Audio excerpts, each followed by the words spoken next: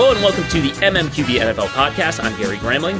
And I'm Conor Rohr. And Conor, you and I, we're cynical types. And a week ago this time, we were mocking Super Wild Card Weekend, which is a stupid name for the first weekend of the playoffs. The games were terrible. It was just 3 days of sort of crappy football. And then this weekend came along, and I don't want to necessarily speak for you, but I also do want to speak for you and just say our collective icy heart has been melted. Yeah, I was wondering what metaphor you were going to go with, and so I was going to counter with it's like that part in The Grinch where his heart bursts out of the little box that it was in, and then he decides to bring all the presents back to Whoville. And, it's weird for me, and we'll get into this a little bit later, but this weekend started with an active effort to reduce that cynicism. And so I was in Nashville, and we'll talk about the Titans game, but it's like that game was great, but it was like the 9th best game this weekend. It happened 1,000 years ago now. Yeah, it happened 1,000 years ago. I was up at like 4:00 this morning to get my flight back here. So it feels like we're in another dimension. And I walked around Nissan Stadium for like an hour and a half. My goal was to walk a 5K before the game because there wasn't anything going on, and a lot of the players that I was watching pregame were already done with their warm-ups and everything. So I wanted to like reconnect with, especially post-pandemic, like I haven't seen fans up close in a long time, honestly, and it was just cool to like be in that atmosphere again, that playoff environment, and I think that really like greased the skids for this weekend. And now I'm just like this like fat and happy football dope who just is in love with everything. And how could you not? Like, after this weekend, it's just it's great. It's just better than any other sport. All other sports, except I don't know. All other sports are stupid compared to football. It's kind of true. Even college football is kind of stupid. Professional football is, this was it. So, listen, this is what we're going to do on this episode. We are going to go strictly with the games here. I think we were probably on Friday maybe going to talk some Josh McCown drama with the Texans and maybe get into Ben McAdoo going to the Panthers. Or, I don't know about you. That episode of NCIS Hawaii I kept hearing about, that looked really good. Smugglers, maybe, in that one. It seems like is a probable thing, but we're going to hold off on all of that until the midweek show, and we are sticking with just the conference semifinal games here, and we're going to go backwards through time, starting with the Bills-Chiefs. I am going to fire this takeoff at the top, and I'm going to do it as earnestly as possible, and hopefully it comes through, but this was the greatest NFL game ever played. I swear to God, this is the greatest game ever played because you had what happened in the last 2 minutes, 25 points in the last 2 minutes. That in and of itself is incredible. This game could have been kind of garbage for 58 minutes and we'd still be really excited about it. The first 58 minutes were also exceptional. Watching how these two defenses were just sort of really successfully, kind of hanging on for dear life, but doing it. And the game plan for each of these defenses was good, and it was working for them. They weren't necessarily, shutting down the two quarterbacks, but they were doing everything they possibly could, and there was just attention to that as we came down the stretch. And and then it hit that crescendo, and it just melted everyone's brains simultaneously. Yeah, there was a title of an old Frank DeFord Sports Illustrated article. It was in his like anthology. I think the title of the article was "The Best Against the Best at Their Best," and it was about like two golfers. I don't even know who it was. Like Tom Watson it was Tom Watson and Jack Nicklaus. That's who it was. Okay. But that, like, I just kept thinking about the title of that while I was watching this game because it was the best against the best at their best. This was, I wish this was the Super Bowl. I wanted this to be the Super, even though that's not possible, but I wanted these two teams to play in the Super Bowl because they just match up so intriguingly well. And Buffalo, like, it just sucks that a team had to lose this game because Josh Allen, I've never seen somebody leave so much out there. Like, that guy just left completely drained, and really, like, the only reason you lose that game is because overtime rules are horseshit, and otherwise, like, they could very well be going to the next round to host the Bengals, really. I know. We'll get to the overtime rules before we move on from this game, but we'll set that aside for a second. And yeah, it was. I mean, look. No offense to Chiefs fans, it's just like, you've won a Super Bowl. You're probably going to go back this year, but you've won one before. You've been to two of them. It is sometimes just nice to see the other guys get a turn. That's probably a very gooberish way of looking at this, but it was a little bit heartbreaking to watch the Bills so close to being in a scenario where they were going to host the AFC title game, and really just having four quarterbacks who have not been to the Super Bowl before in the Final Four would have been very intriguing.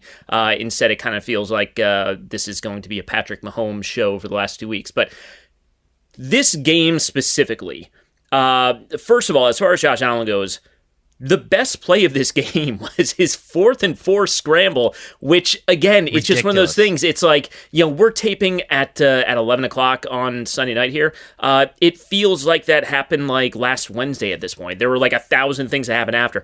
That 4th and 4 scramble was... not only his play, but just sort of the scenery around him, the defensive linemen launching themselves over each other to try to tackle him unsuccessfully, and I don't know. It sort of encompassed everything that Josh Allen is more than any other play, and obviously it was just incredible.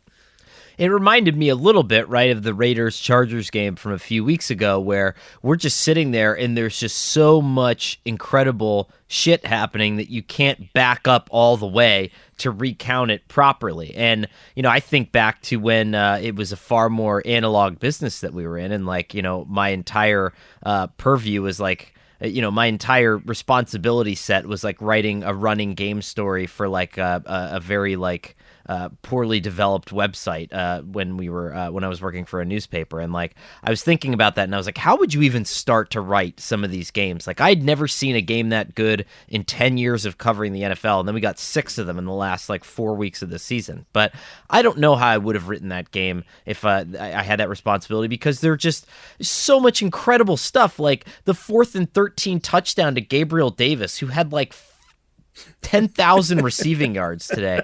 Like just an incredible, I mean, and some of this is, there's going to be a bunch of clowns that are on Twitter just being like, oh, it's just because the rules are changed and defenses are blah, blah, blah.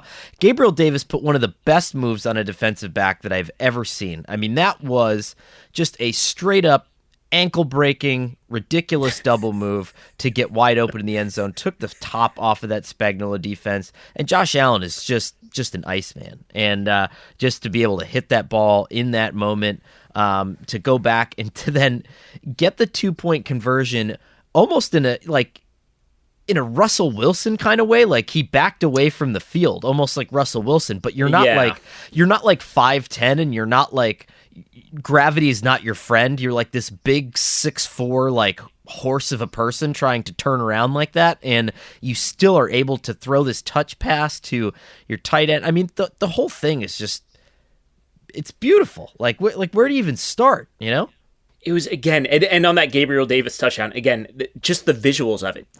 Like, poor Mike Hughes just absolutely collapsing in a heap, almost in like a pratfall style, going down on that play. It was so visually pleasing at that point. And same thing on those, watching Tyreek Hill basically just obliterate angles on the ensuing possession for that long touchdown. And yes, he probably should have been flagged for taunting. I'm glad they didn't flag him for taunting because that's a dumb rule. But, getting his little peace sign in as he goes into the end zone, that was just cool looking. I know it wasn't cool looking for the Bills fans, but it looked cool. It was very cool. So to give everyone sort of a peek of my deal, so I covered the Titans game. I was in Nashville on Saturday.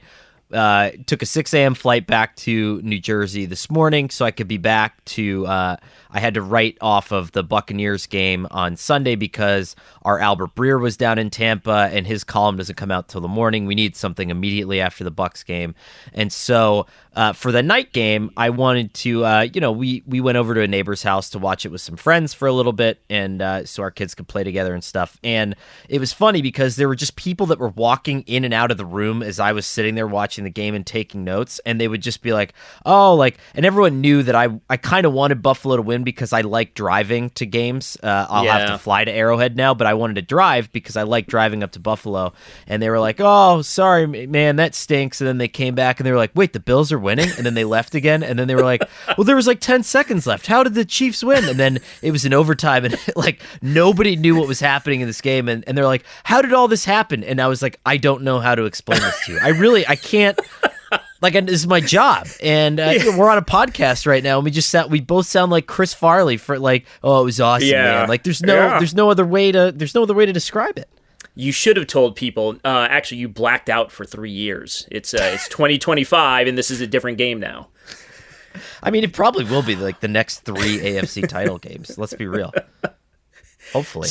So this has been discussed quite a bit already, but the Bills had a number of just unfortunate little inefficiencies down the stretch here. Kicking the ball into the end zone after the last touchdown with 13 seconds left. If you keep that in the field of play, you're risking Byron Pringle having a big run back, which is. It's unlikely. He does have a kickoff return touchdown in his career, but it is unlikely. It wasn't Tyreek Hill back there. If you do that, you've essentially limited the Chiefs to 2 snaps instead of 3. And then the Bills were kind of caught in between. They didn't know how to guard the Chiefs at that point. They didn't know what the Chiefs would be trying to do. And Sean McDermott might not sleep for the next, 11 months. This is true, and it's funny. I was talking to somebody who coached college football for a long time and played college football, and this person was in his mid-60s. I met him this weekend while I was down in Nashville, and we struck up a conversation, and he was in like a game that he lost in like the 1960s, and he's like, I still have vivid nightmares about this game. Like it's miserable and it haunts me. Imagine something like this, like the magnitude of which, I mean, that was a big game for him in his life, but this was, you hate to say it this way, but probably Sean McDermott's best shot, right? I mean, with the roster that age, like everyone gets a little older now, like like Lotulelei, Jerry Hughes, like those guys, you're great veteran guys that have really helped you this year. Do you get another year like you got out of them this year? Do you get another year out of Poyer and Micah Hyde, who are, getting up there a little bit? I mean, I don't know. I mean, they're great players. They're all pros, and I'm sure that, they can still play at a high level. But, like, do you get everybody back here that good again? And then, do you expect the Patriots not to be good? What if the Dolphins somehow don't screw up this coaching hire? I mean, there's a lot of what ifs there, There's a lot of what ifs. I will say, even more than a year ago, you have the quarterback is just so entrenched as a superstar at this point.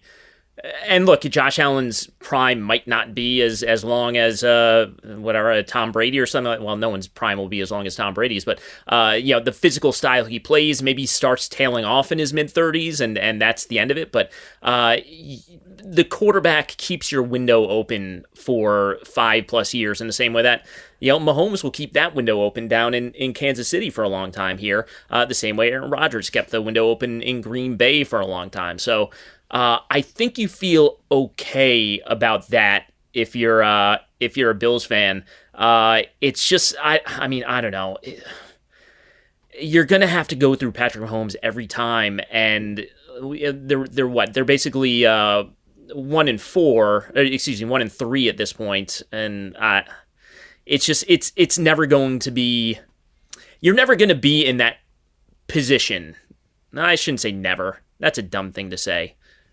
But you're in a really good position to win a game down in Arrowhead in January, and it's just letting it slip away is yeah, it's going to be tough to get over. I know that Tyreek Hill is fast. We're not I know you guys come to the podcast for this kind of analysis, but was it just me, or like I have not seen that gear out of him on that go-ahead touchdown in 2 years? Like that was, I've not seen that Tyreek Hill in 2 years. That was ridiculous. He's Insane. Look, he's been kind of banged up the last couple of weeks too. But and that's what it is with guys like that. It's not just fast. Like he hits top speed and he sustains top speed in a way that like anyway, if you run 50 yards, probably by like yard 38 you're starting to slow down a little bit, whereas he just doesn't. But boy, that was again just the visuals of this game are incredible. That is my very meek take at this point as we sort of exhaust everything here. I do want to bring up two things before we go on. Wait, first, can I do one more thing on the Tyreek Hill touchdown? Yeah. I have one more take on the Tyreek Hill touchdown. So here's the one thing that I think we keep forgetting. And so this was the touchdown. Like we have to go backwards. Like for people who didn't, this is the touchdown that put the Chiefs up by 4. And then the Bills came back, and then the Chiefs came. Like there was like 8 more scores here. But this was the long Tyreek Hill touchdown. And what was so cool about this play call, and this is what, even through the Chiefs' struggles, I think we kind of miss. Like, so Hyde and Poyer were playing too deep, right? I mean, and they were both way back trying to prevent the big play. So Tyreek Hill is singled up, and he gets the ball on, this kind of like in breaking route.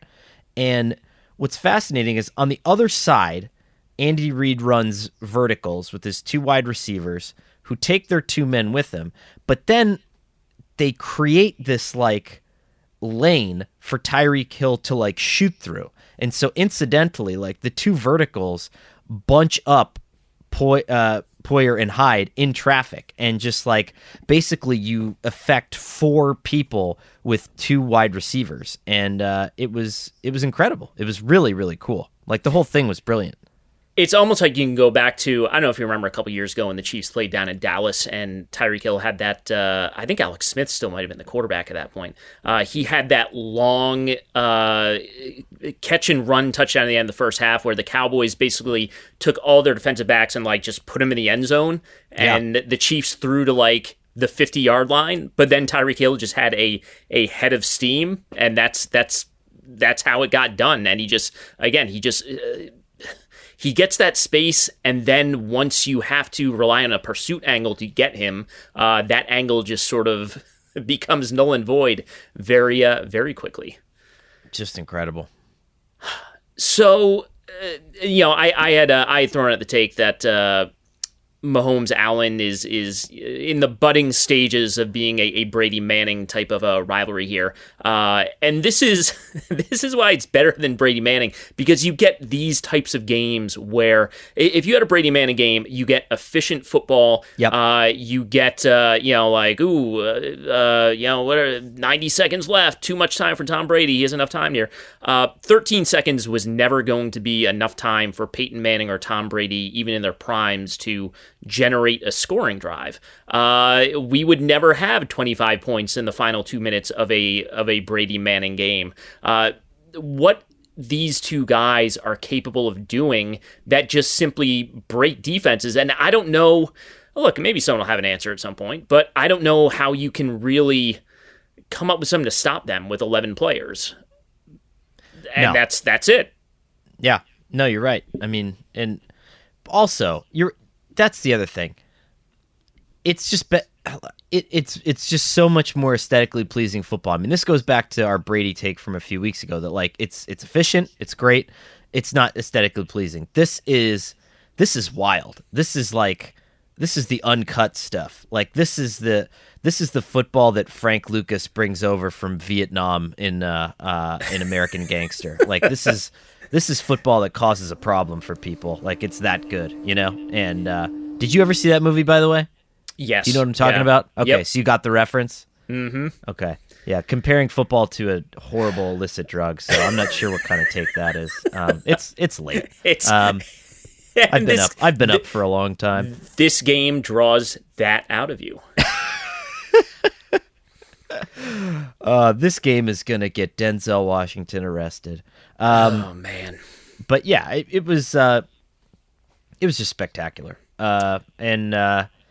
It stinks that Josh Allen can't get some sort of like another team can't like acquire Josh, like the 49ers can't have Josh Allen then for the playoffs, like and just like use him somehow. That'd be awesome. That's a rule we need in this league. But like, if you're the 49ers, you get him for the rest of this postseason, and then like you give up like your next 4 first-round picks or something. Exactly, and that's it.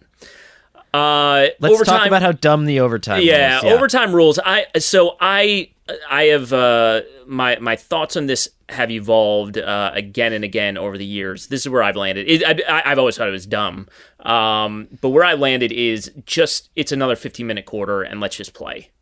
Yeah, right. I mean, that way you don't have to change a whole lot. Like, you know, I think spot and choose is probably the most interesting proposal, but I think it would be difficult for the extraordinarily lay fan to understand and enjoy. I think that would frustrate people to no end. And, you know, I would say like probably 65% of America that follows football, just in a very tangential sort of way, is going to like log on week 4 to check their FanDuel team and then just be like, what the hell is going on? What is this? You know? And this would be an easier way to do it. It's like, yeah, we just get another 15 minutes. Like, you don't have to go to the college thing. You don't have to alter anything. It's just add 5 more minutes and you just keep going.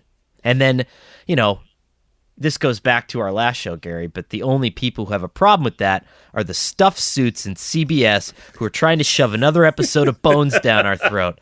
It's their fault, not ours. Or Ghost. It's the episode where they find a bone. I'm gonna spit out my bone. Oh, Bones.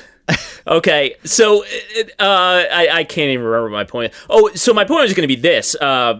In that scenario where you just say another 15-minute quarter, because this is what I kept on thinking as it came down the stretch here, I wrote down a note. Gosh, I don't know. It must have been at like 8:45 Eastern time or something, where I was like, did Blake Bell just take the last offensive snap of the Chiefs season? Because the Bills' scoring drive there was, you know, it was obviously really impressive, but the one that ended with a 4th and 13 touchdown to Gabriel Davis, it looked like there might be a scenario where they were going to essentially run the clock out. And it was going to be touchdown. That's what I thought they were trying to do. Yeah. So you can manipulate the time we know that, but I think everyone kind of thinks like, oh, well, 15 minutes, so each team has 3 possessions type of thing. But no, you can play it that way. I mean, if you're the... if you're the Bills and you get it back here and there's 9 minutes left on the clock, maybe you try and go down and score at the end and then go for a 2-point conversion and just have a methodical drive like that. But it just, I don't know. I don't think we'll ever see meaningful change to the overtime rule, and I don't think our children will. Maybe our children's children will live to see the day that the competition committee gets together and decides there is something to be done here, but I'm not confident that it will happen because it's, I don't know. Or if it does happen, it'll be like, we're going to make it a 16-minute quarter, but all the same rules or something like that. When our children's children are alive, what season of The Equalizer with Queen Latifah is that going to be by then? That's going to be like season 60 of The Equalizer. And obviously, and at that point, we'll say rest in peace, Queen Latifah, and us in all Hopefully not, but you never know. Oh, season 60 of The Equalizer, she'd be up there, but I think at that point, what we'll see in the film industry is they'll just take the old footage and repurpose it. I know. Or maybe it will be an animated show at that point. Or maybe we'll all be avatars. And so the only reason that I bring up that word and then we'll move on quickly is I got into a fight with editor Mitch about the word avatar today because in my column I said that Tom Brady should just place his brain and all of his vital organs into an Earhart Perkins avatar and play forever because he's wonderful. And Mitch said, "Don't you mean robot?" And I said, "No, I mean avatar." And he was like, "No, you mean robot." And I was like, "No, the movie Avatar, don't they put their brains into like lizard people?" And he was like, "That movie was so bad, I don't remember." And so we fought about the movie. Like, so this was happening during the greatest game in NFL history. Like, there's kids. There's a kids play group going on. So there's like cookies and grape juice being smashed out of one ear, and then in the other ear I'm fighting with a grown man about the plot of the movie Avatar, and I was like, "Can I watch this game for 30 seconds? The greatest game in the history of the sport that I covered." Mitch, good God. Blake Bell is under center. This is the play that will decide this game. All right, let's go back in time just a little bit. Rams Buccaneers. So the Rams and Bucs, and I want to get this out of the way first. Yes, this game was very close. It was very exciting at the end. This was a huge mismatch. And if you went into a game and said, okay, the Rams are going to lose 3 downfield fumbles and a botched snap. Their I guess injured kicker, so maybe just slightly injured kicker, is going to come up short on a 47-yard field goal. That's the way this game is going to play out. The Bucs are going to get all these gifts. I mean, if you're a playoff team, you should win that game by 2 touchdowns. It's just like every conceivable break went the Bucs' way, and yeah, that's we still ended up with a scenario with the Rams going down the field at the end of the game and winning it. Yeah. I loved and it was weird, like the Buccaneers kind of like lost their game plan a little bit, and I loved the way that they came out in this game. They were kind of mixing it up with that like 2 and 3 tight end sets, and they were doing something. So I don't know why I remember this, but a couple of years ago I was at a Jets game and I was watching they had Chris Ivory. I think he had like 300 rushing yards that game when they were playing the Broncos. And it was almost the same thing where they were playing off of Von Miller's penchant for getting up the field really fast. So they would bring in their blocking backs, their tight ends and their fullbacks, and they would kind of block inside out. And they would create these big lanes just by virtue of Von Miller like allowing him up the field. And that's what they did on the opening couple plays there. And when I saw Leonard Fournette start gaining like 7-8 yards a carry, I was like, oh no, this is like, it's not like the 49er game where they kind of outside zone him to death. They're inside zoning them to death, and I couldn't believe it was happening. Ali Marpet was getting all over Aaron Donald, but they were getting down block situations, so it was easier for him to handle. And I was like, this thing's over. I thought there was zero chance the Rams were gonna find their footing in this. That was an interesting start. I mean, they did some 6 lineman stuff, and it seemed like the only realistic formula for them going forward, although I'll get to what happened in the second half a little bit. But Brady just kind of missed a couple throws early on, and once you're down 10-0, I mean, that kind of becomes less of something you can rely on. And on top of that, I mean, look, they were running the ball on first down. The Rams, I don't have the exact numbers in front of you, but the Rams started turning those 8-yard Leonard Fournette runs into 1-yard Leonard Fournette runs. And if you go back over the past few years, nobody's good in 3rd and long. No one wants to be in 3rd and 8+, but the Bucs were not good in those situations over the last couple of years. They were below average. So that's not the kind of game they want to play. I was waiting for they did it on the Mike Evans shot. They tried to do it on that. They had a double move for Scotty Miller, and Donovan Smith just got beat by. It might have even. I don't even think it was Von Miller at that point. It might have been Okoronkwo coming around the edge there. But they just need some more like 7-man protections, and like let's just go deep here. Let's just chuck it deep, and that's the only way we're going to get back into it. And they got one to Mike Evans, but then that was pretty much it. Yeah. I will say this, though, and, I guess we're kind of burying the lead here. As of the recording of this podcast, we have no idea if, Tom Brady's going to play football next year. And this was the first time that he really sort of left that open.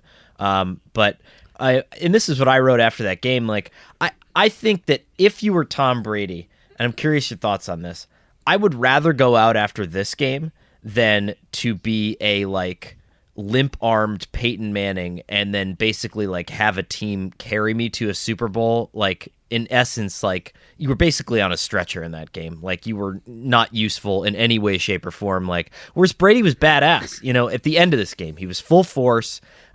He recovered nicely and was hitting passes. And basically, coverage-wise against the Rams, you were basically just trying to play Gronk is bigger than some of these guys, and Mike Evans is bigger than some of these guys. It wasn't beautiful football, but, he was still hitting passes at the end of this game. And, I think it was sort of emblematic of his career that, I don't know how you felt, but, at 27-3, I didn't think this game was over.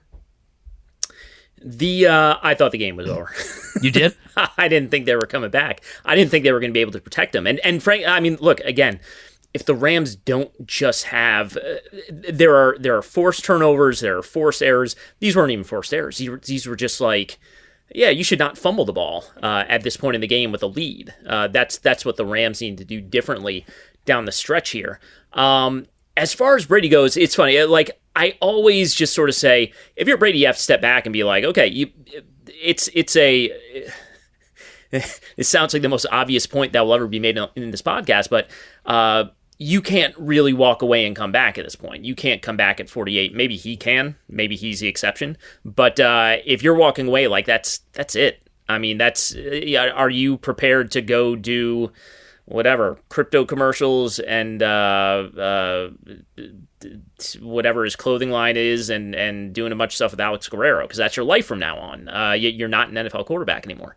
I think that's the only thing that draws him back, because I don't see... and I do kind of hate when people do this sort of roster projection thing where it's well, this guy are gone. So, and they can't possibly, none of their young guys will improve and be able to fill those holes or something like that, as if, and Ndamukong Suh, they should just keep him until he's 57 years old and get the same production. But they have Chris Godwin, Gronk, Ryan Jensen, Jason Pierre-Paul, Sue, William Golston, Carlton Davis.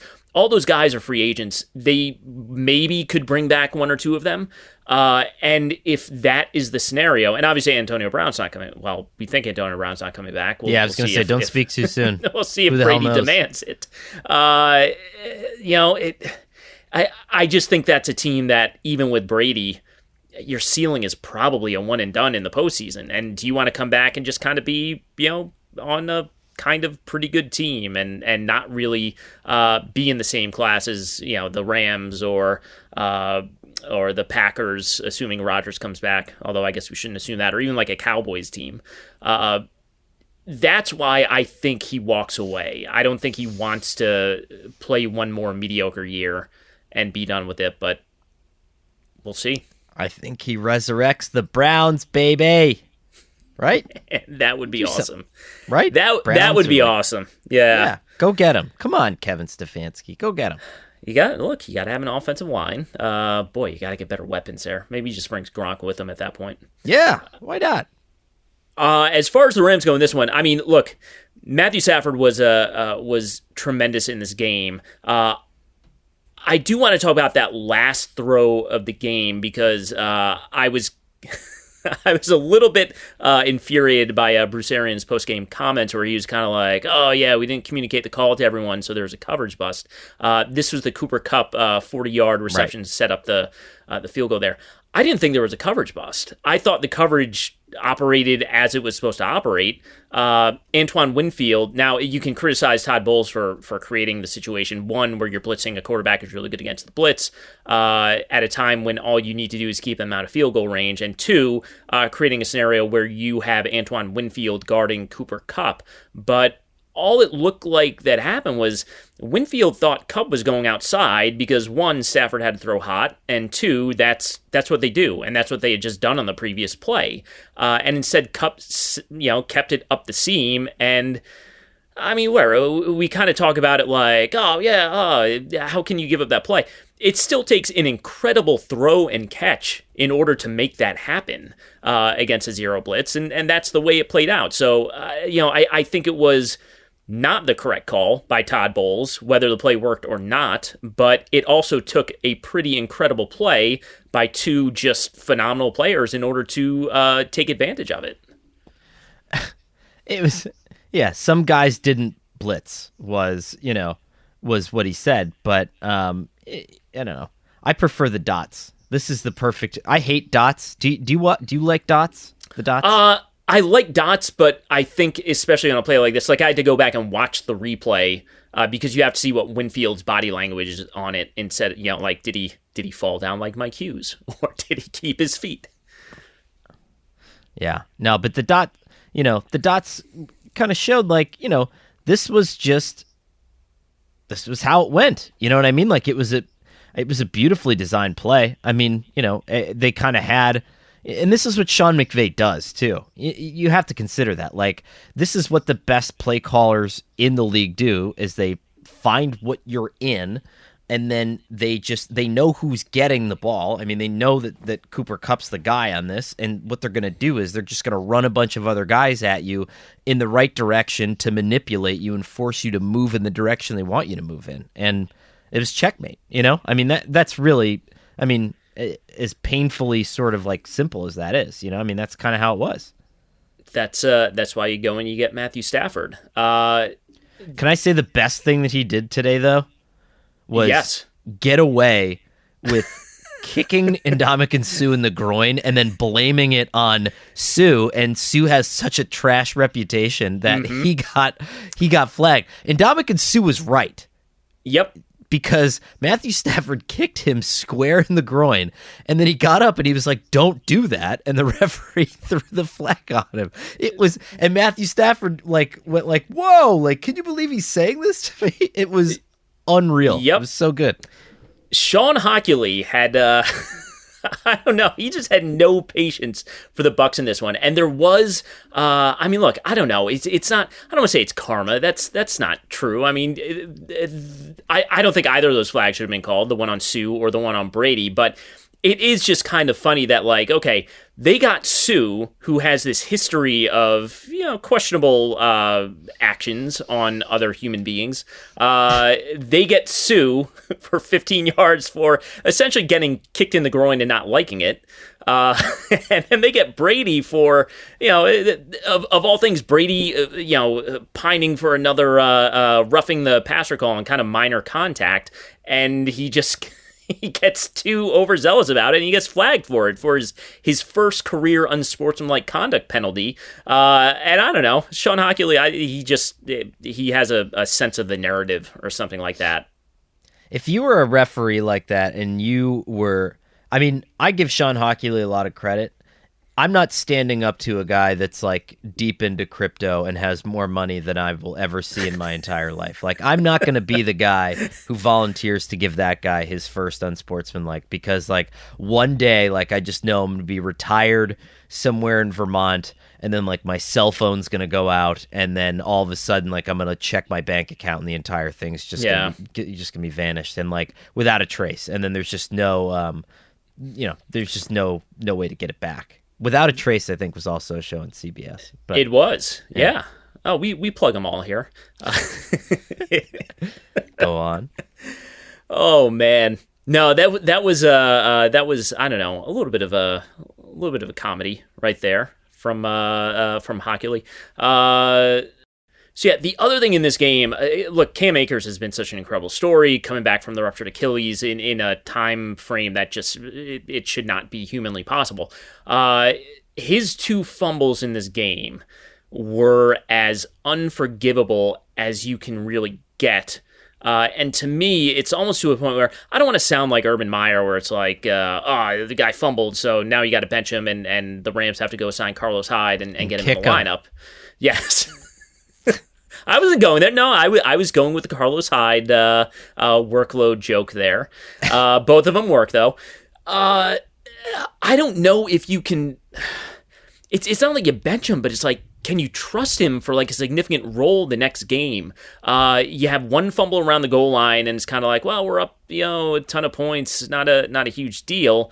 And then, I mean, gosh, all you have to do is cover with two hands, and your absolute worst case scenario is you have a 3rd and short, and the worst case scenario after that is, yes, Tom Brady's getting the ball back and maybe drives for a touchdown, but he's going to have to go 75 yards in 70 seconds with no timeouts. Yeah.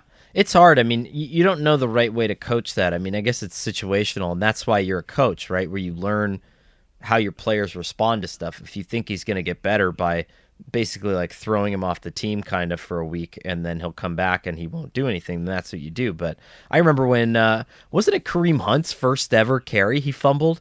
It was like a primetime game against New England. Patriots game, yep. Patriots game, yeah. And then Andy Reid just was like, well, whatever, and just gave him the ball back again and let him roll with it. I mean, if you're Sean McVay, it's a damned if you do, damned if you don't thing. I think, Mike Vrabel said this when we were in Nashville after the game, and it like hurt my heart a little bit. I'm not gonna lie, but I also thought it was like not the best defense of his what was going on. But they were asking him, Mike, why did you do this? Why did you do that? And he goes, you know what? What's it like just to make a living second guessing everything? That's what you guys do for a living. And he's like, that's no way to live life. And then I was like, oh God, it's like I started thinking about my life, but it's just tough. So in a lot of ways, like, whatever Sean McVay does with Cam Akers, we're going to second guess it, and it's not fair because, I think at the end of the day, however he plays it is going to be based off of a very intimate knowledge he has of Cam Akers' personality, That's fair. But it's also, just to get to Vrabel real quick, it's kind of unfair. I mean, we don't get to first guess. He never asked me what to do during a game. That hurts. My counter to that is I think a lot of times the questions are asked in a way that come off as second guesses. But I would say, like, I just kind of want to learn, like I want to know why you did it. So I feel like it's like me asking you why you did it is not second guessing. It's just trying to understand. And then what would the response inevitably be? I'm not going to tell you why I did it, So I just want to yell at you. All right, we got more Mike Vrabel stuff coming up a little bit later in the show, but first we're going to go back to Saturday night. 49ers, Packers. So I don't know how you watch games, Connor. I'm guessing with your eyes in person or on a television, but when I watch them, I usually watch them via DVR. I don't care what anyone's saying on Twitter. And I'll watch it on DVR so I can cut out halftime, I can cut out the commercial breaks and stuff like that, and sort of watch it in hour 50 minutes instead of 3 hours 10 minutes or whatever it ends up being.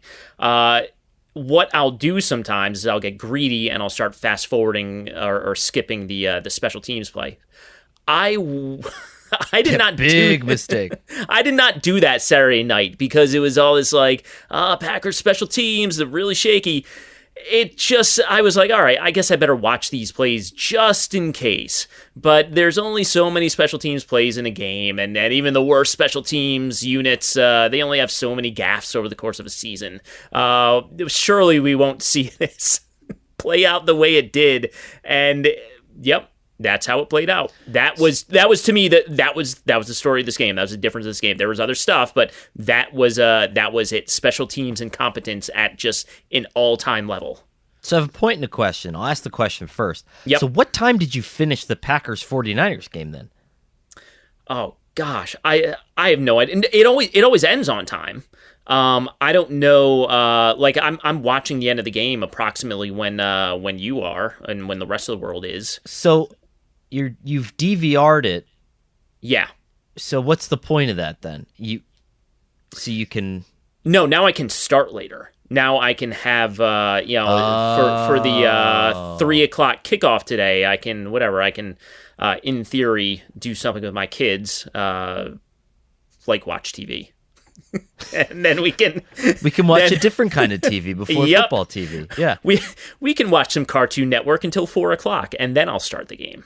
Ah, I see. Okay, that makes sense. And so here's to tie in because I knew we were going to talk about this game next. That would be the tie-in. Like, so whatever Sean McVay does with Cam Akers reminds me a lot of whatever Matt LaFleur was supposed to do with, the special teams coordinator, because that was, Maurice Drayton was under fire all year, and that was kind of that. It was sort of that perpetual question is like, you're going to change special teams coordinators. You're going to try to do something here. And I was like, no. And now it's not second guessing, but it's like, we're at the point now where does he wish he did something, and it's like this weird, it's this weird thing because it was so piss poor. Like the performances from top to bottom, like there were just mile wide cracks left in gaps. Like guys were just being, turned around, and you could tell. I mean, Kyle Shanahan knew that they were not the better team, and so it was almost like these guerrilla tactics to try to get back into stuff. And they took aim at special teams as an Achilles heel, and they ended up massively successful. And what blows my mind is like you go right from something like the blocked kick, and then you come out at halftime, and then you kick the ball right to Deebo Samuel, and he runs the ball back to midfield. And it's like, how can you not go over and shake somebody on special teams and be like, we need to get this thing together? Because it wasn't just the big disasters, it was the very little disasters too that all added up. It was. And again, I think Buck and Aikman sometime in the first half made some comment like, oh, Kyle Shanahan thinks they can really get an edge on special teams tonight. They can't always do that, and et cetera, et cetera. And you just kind of rolled your eyes because it's like, did you interview Joe Judge or did you interview Kyle Shanahan pregame? But no, when Kyle Shanahan says it, it is true, and it apparently just happens. But yeah, I mean, that was it. So obviously you had the punt block touchdown was the 49ers' lone touchdown. But, that Deebo Samuel kick return to open the second half, that set up the field goal that got the 49ers on the board. I mean, I don't know... I know the 49ers score more than 3 or 6 points in that game without the special teams impact here for the 49ers, or if you're on the Packers side of it, the negative side of it. We're going to get to Aaron Rodgers' future in just a second. And I don't want to. I love D'Amico Ryans, and obviously he had another great night tonight. I don't want to go. I almost don't want to give D'Amico Ryans too much credit because I think Aaron Rodgers has also played a terrible game. Mm-hmm. Like, I'm not sure how else to put it. So yeah, and D'Amico Ryans did force some of that, but also when the Packers offensive coaches came up with the answers, Aaron Rodgers did not make the correct decisions or did not make the correct, accurate throw.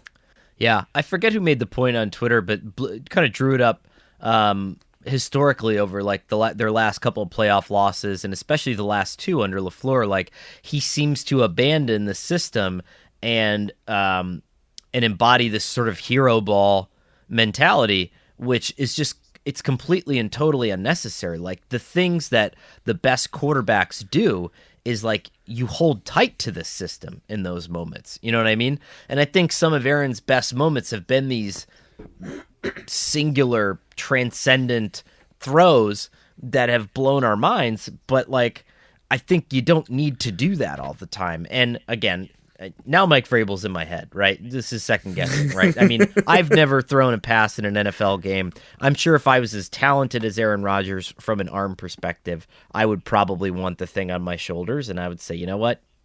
Screw the outside zone. We're just going to do things my way. But the point is, when you have Nathaniel Hackett and Matt LaFleur and you run that thing, the entire point of that whole offense is that it is a story that unfolds in chapters throughout the game, right? And everything that you do on one down impacts what happens on the next down and the down after that. You're setting teams up for little landmines throughout the game, right? And you're going to do this 5 times in a row so that the defense becomes used to it. And then that's when you hit them in another way. You know what I'm saying? And so when you do that, you screw up a lot of the ingrained sort of, the little narratives that are being placed throughout the game. And I think that he does that sometimes. And again, I don't know if I can blame Aaron Rodgers.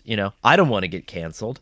But I don't know what else, I don't know what else to do. Like, on one hand, you can't blame him. It's like, wouldn't you want the ball in the hands of your best player? But on the other, it's like, I know he hates sometimes the constraints that this system puts on him, but you gotta commit. You gotta really just like fully commit to this. It was look, if it was the last pass of a disappointing loss at the end of a disappointing season, or at least end to the season, it was just kind of it encompassed all of what you just talked about, where they had to play Davante Adams is streaking down the field, double covered. Allen Lazard, I mean, the play design is to have Allen Lazard running wide open over the middle of the field, 20 yards down, for a wide open pitch and catch, and that was it. And by the way, that's why I was hesitant to praise D'Amico Ryans, who should be praised for this, but I hated that call from Ryans. I think it didn't work at all, and it should have ended with the Packers having a 1st and 10 in plus territory, and therefore driving for the winning score. But the play was there, and he just he chucked it for Davante Adams instead of taking the. I mean, gosh, that's a 92% chance you're completing that to like Allen Lazard is so open on that play. Like I actually just.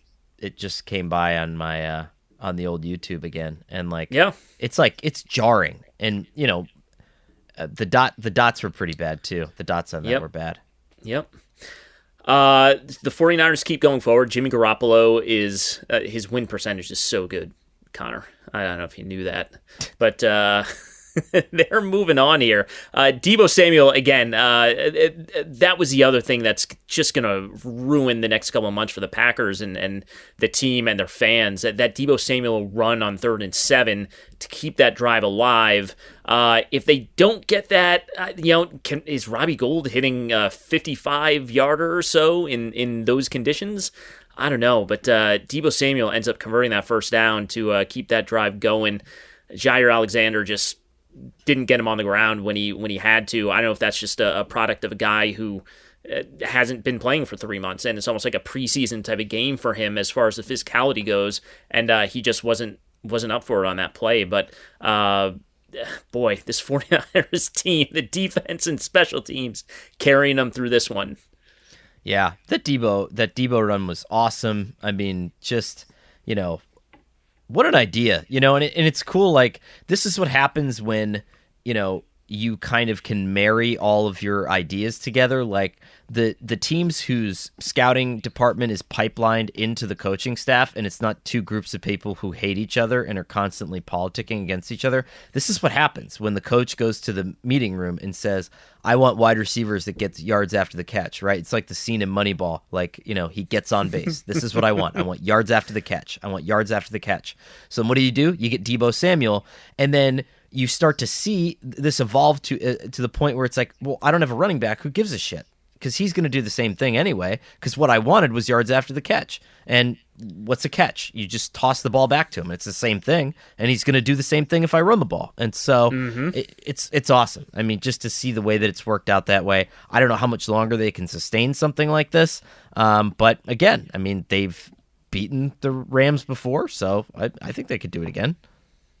Man. It's we'll obviously break those games down in more detail on the midweek show, but gosh, round 3 for that one. That's going to be a real good one. So yeah, Aaron Rodgers. I mean, look, we knew we were going to reach this point as far back as August, and we're here now. And the Packers obviously have a lot of salary cap issues. They're going to be, as Aaron Rodgers pointed out, a different team next year, and he has to decide whether he wants to be a part of it.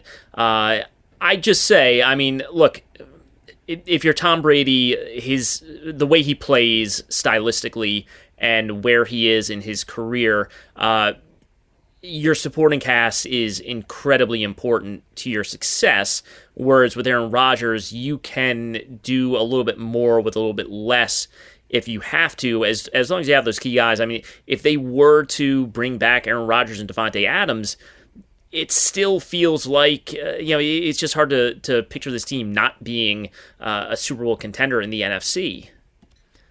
Yeah. Boy, I don't know what's going on with Aaron Rodgers. I will say this.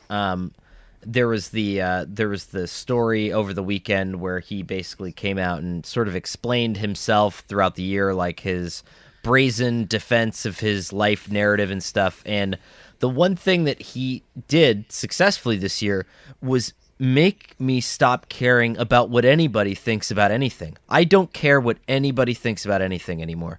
I actually read that story this morning on it was at like 4:45 a.m. at the Nashville airport, and I just wanted a kind bar, so I was a little grumpy, and I couldn't find one. And I'm like halfway down, and I'm reading about like a rogue anti-vax guy that was on Joe Rogan, and I was like, what am I doing with my life? And this is kind of the ball field he's playing in right now. I don't care what he thinks. I honestly don't. It doesn't matter to me. But man, that was just he's good for him. I will never ask anybody what they think about anything ever again because of him this year. Never again. I don't care. It's amplified small talk. That should just, I don't know. It just shouldn't. It shouldn't be out there at this point. I don't know what else to say about it. It's just every time he goes down that path, it's just kind of it kind of gives you a headache. It might play well in Denver, though. You never know. I mean, Denver. Here's the thing, though. Everyone, I get asked this all the time. Like every time I do radio shows, they're like, "Well, it'd be great in Denver." Is that where you want to go? Like, I mean, the defense is great, but the offense is a little bit of a downgrade. I'm not so sure about the offensive line. I guess David Bakhtiari is getting older. And some of those guys, you're not going to have them. But I don't know. I mean, if you take Nathaniel Hackett with you, you get the system. I don't know. I mean, it seems like from a roster perspective, it's like a little bit of a wash, right? You get a little bit better of a defense. You still have a pretty okay running game. Those receivers are all right, but we've never seen Aaron Rodgers without like his guys, and you need to be one of Aaron's guys to be able to kind of like run that offense. Yes. Wherever he goes next, if he does go somewhere else, he's got to have Devontae Adams with him. Otherwise, whoever gets him, it's going to have to go, number one, get Randall Cobb, probably bring Jordy Nelson and James Jones back and run it that way. Just what he does, what he wants to do offensively,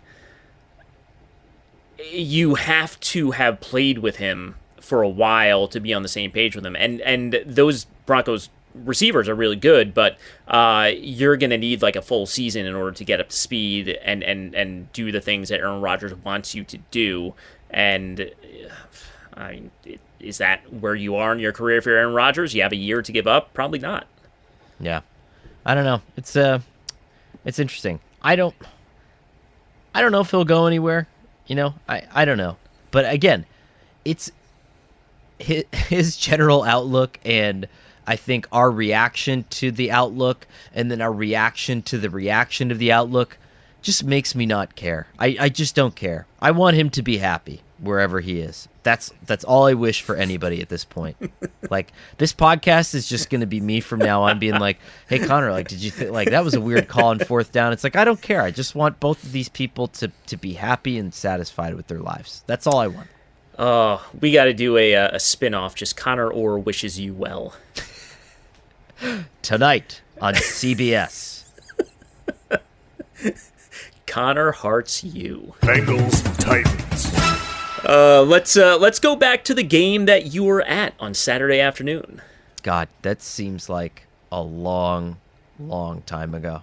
Such a long time ago. But it's weird. About 24 hours ago, well, I was asleep by now, but I'd gotten home from that game, finished the column, got picked up by my best friend from high school who offered to give me a ride home from Nissan Stadium, which was very cool. Good friend, yeah. Yeah, very good friend. And then I walked into the lobby of the Courtyard in Nashville over by Vanderbilt, and there was just a heap of drunk Bengals fans, monopolizing the bar TV. But then my room was all the way on the opposite end of the hotel, so there was 8 minutes left, and I was like, okay, I kind of got a gauge of what's going on here. And then I walk in the door as the punt block is happening, and I was like, what on God's green earth have I walked into? It was wild. But the Titans game was great too. Like, people are forgetting, like, that game was awesome. That was I mean, in a normal wild card weekend or a divisional weekend, like that's the main entree right there. It was. And look, I understand why Mike Vrabel was grumpy, because I mean, he came up with a great game plan in this one. I mean, look, this is not going in Zach Taylor's, I don't know, little YouTube compilation of my favorite games type of thing, or whatever he might keep. This was Mike Vrabel kind of won the chess match pretty significantly, and it came down to, you know, a couple bounces on Ryan Tannehill throws that didn't go their way, and I thought Jamar Chase was absolutely, I mean, in the same way that Tyreek Hill was, just a guy who created things that maybe shouldn't have been there in that Chiefs-Bills game. Jamar Chase was that guy in this game, even if he didn't get into the end zone. Well, it was interesting, right? Because, I mean, the first Tannehill interception on the first play of the game was god-awful. I mean, that was, you know, he had some bounce of the ball stuff, but that was a complete misread. You know, he did not see the safety barreling down on them, and it looked like they knew exactly what was coming. And he knew as soon as he threw it. But what was interesting was, like, Chase, the big breakaway play that he had, whatever that was, like that 60-yarder on that short one, you know, at the beginning of the game, when Joe Burrow started getting knocked around, everyone's like, this is so brilliant. The Titans are one of the least blitzing teams in football. They come out and they blitz, and nobody expected it because Joe Burrow's so good against the blitz. Titans weren't really blitzing. They weren't rushing a lot of guys. On that play, they did. It was one of the few that they rushed. They brought extra rushers, like more than 4-man pressure, and they got burned on that. And that was the one time that Vrabel got burned on that. And it was so interesting because most of the time he was just really good with 4-man pressure. They were stunting a lot in the first 2 quarters. They brought a lot of simulated pressure where it was like maybe, you know, cornerback comes in and engages the lineman, somebody else drops back, Bud Dupree, someone else will drop back into coverage. Did a lot of that stuff, and it just worked. And, you know, here's the thing, like, I was very close to just writing a critical Bengals column off of that victory because I was like, you know, this is a great story for you guys and everything, but you're going to get Joe Burrow killed. You got him killed last year, and then you did nothing about it in the offseason, and you're like, and he got sacked 60 times this year, and then you got him sacked 9 times last night. Like, that's going to compound. There's teams here in the remainder of the playoffs that have some pretty darn good pass rushers. I mean, that was the thing. The two things that kind of stood out was I thought the simulated pressures were really effective. I thought they were, for the most part, basically just dropping defenders right into where Burrow would have been thrown hot. Right. The other thing, and this is, I don't want to be. This is also what makes Joe Burrow great, and you've mentioned this before.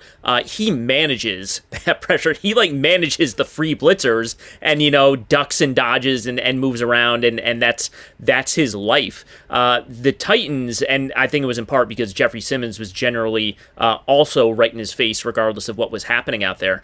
The Titans finished these plays. I mean, they got him on the ground. There was no Joe Burrow escaping and making plays late in the down. So, with that gone, they're just, and it's funny, it got to the end of the game, and it's like, boy, really off day. He still threw for 348. Yeah.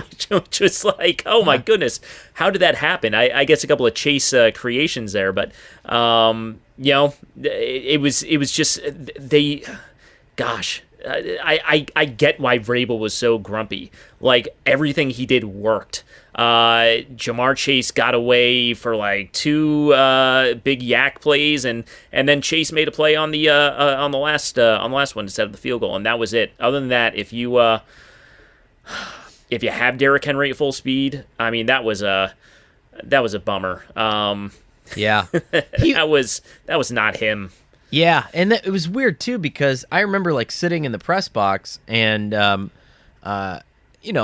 think I heard some people like around me, it's weird. Like we're the writers, right? We're not the broadcasters, but in like every press box, depending on where you are, like sometimes you will get some people who just think they're calling the game for some imaginary station in their mind and just say things like everything that comes to their mind in the press box. And, it was like a guy way down the other end of the box. And it was, oh, yeah, vintage Derrick Henry today. And I was like, have you seen Derrick Henry? Because it looks nothing like the Derrick Henry that we saw. Yeah. There were, because I was tracking him early in the game. I was going to try to do something on him if they won.